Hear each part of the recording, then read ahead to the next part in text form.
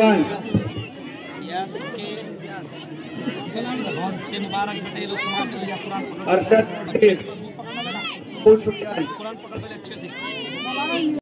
और किसके पास? हाफिज सलीम साहब के पास 26 बच्चों का कुरान खत्म हुआ है। हाफिज सलीम को अल्लाह दुनिया आखिरत दोनों जहां में इसका बेहतर बदला नसीब फरमाए। हाफिज मुस्तकीम के पास 11 बच्चों का कुरान खत्म हुआ है, अल्लाह इनको बेहतरीन बदला नसीब फरमाए। हाफिज अब्दुल गफ्फार के पास 6 बच्चों का। ले बेटा उधर देखो, इस तरफ दिखाओ, ऐसा सनद के आइए।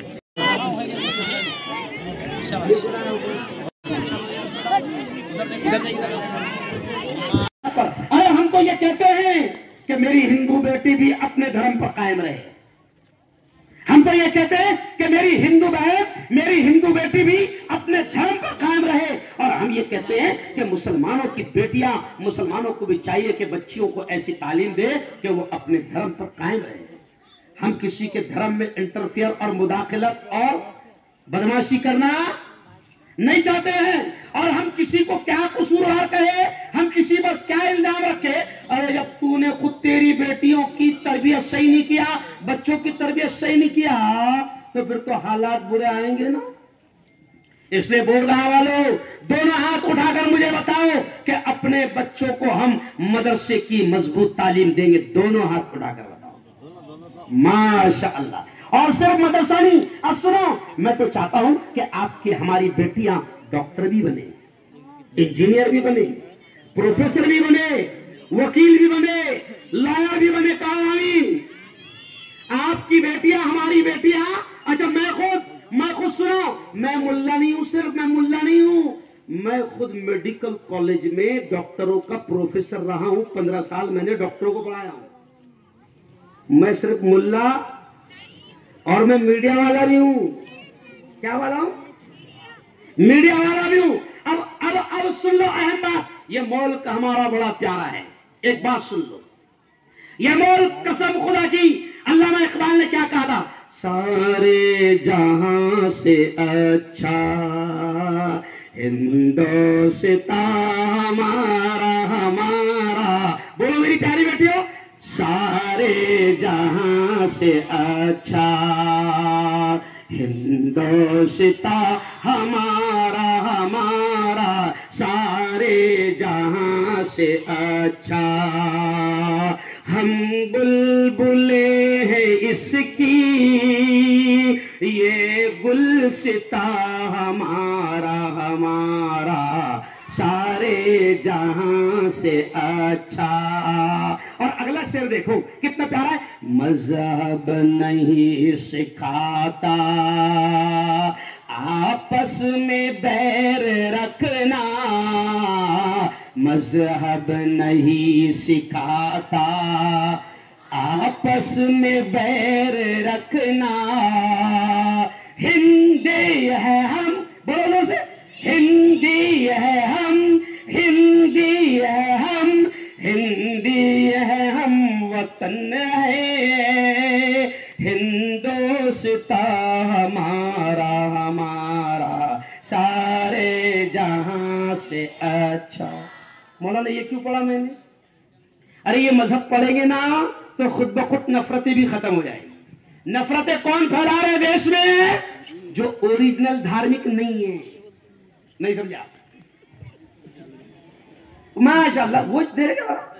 वापस देखो, मुझे 500 रुपए फिर इनाम मिलेगा। जोरदार तालियां एक बार बजा दो। माशाअल्लाह, यानी एक तरफ का डीजल तो हो गया।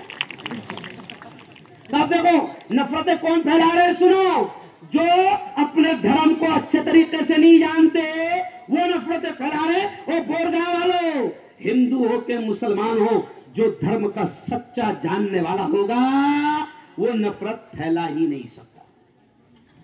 क्यों? तो इसलिए बोरगांव वालों ये भी तय करो कि हम अपने बोरगांव में नफरतें फैलने नहीं देंगे। जोर से बोलो इंशाअल्लाह। हम अपने बोरगांव में लड़ाई झगड़ा होने नहीं देंगे। हम अपने बोरगांव में हिंदू मुसलमानों में नफरतें फैलने नहीं देंगे। हम प्यार मोहब्बत से रहेंगे। देखो बोरगांव और बाजू में कौन सा गांव है? सारवानी। अच्छा देखो, मौलाना बोलते मदरसा दारुल फलाह की तरफ से भी 500 रुपये इनाम है। जोरदार तालियां एक बार, माशाअल्लाह। तो देखो बाजू में सारवानी है ना, अच्छा ये सारवानी है और बाजू वाला बोरगांव। तो सारवानी और बोरगांव बाजार दोनों तय कर लो कि हम अपने सारवानी में माहौल, शैतान कितनी भी कोशिशें करें, हम सारवानी में माहौल खराब होने। हमारे ख्वाजा ने यही तो आकर हिंदुस्तान में अमन और शांति फैलाई थी। अरे बोलो, अरे देश, ओ सारवानी वालों, बोरगांव बाजार वालों, यह देश सूफी संतों का, साधु संतों का देश है। मगर क्या करे, अब तो मौलाना लिबास पहनकर और साधु साधु का लिबास पहनकर नफरतें फैला रहा है। तो मेरा एक डायलॉग है जो मैंने बंबई में कहा था कि जो आदमी मौलाना का लिबास पहनकर या जो साधु का लिबास पहनकर अगर नफरतें फैला रहा है तो वो शैतान हो सकता है, धर्मगुरु नहीं हो सकता। क्योंकि जब धर्म नफरत नहीं सिखाता तो ये जो नफरत की बात कर रहा है इसका मतलब ये धर्मगुरु। अरे बोलो ना भाई। अगर ऐसा कोई दाढ़ी टोपी वाला, शेरवानी वाला आ जाए, मौलाना जैसा दिखने वाला, और वो कहे कि मैं धर्मगुरु हूं, मुफ्ती हूं, और नफरतें सिखाए, तो इसका मतलब वो धर्मगुरु और मुफ्ती नहीं हो सकता। और कोई भगवा लिबास पहनकर आए, हिंदू भाइयों से भी मैं कहता हूं, हो सकता है कि हिंदू भाई भी मेरी बात को सुन रहे हो, मेरी आवाज जा रही होगी। मैं हिंदू भाइयों से भी कहता हूं कि अगर कोई भगवा लिबास पहनकर धर्मगुरु बनकर आए और नफरतें की बात करे, हिंदू मुसलमानों को लड़ाने की बात करे, तो समझ जाना वो पाखंडी है, वो धर्मगुरु। अरे बोलो। तो अपनी औलाद को अच्छी तालीम दो। और आखिरी एक अहम बात सुन लो, सुनो सुनो सुनो प्यारी बच्चों का ध्यान दो बेटा। कुरान की पहली आयत क्या है, किसको मालूम है? हाँ, शाबाश शाबाश शाबाश, खड़े जा, जोर से। पहली आयत कुरान की क्या है बेटा? इक़रा बिस्मि रब्बिकल्लज़ी खलक़, पहली आयत है कुरान।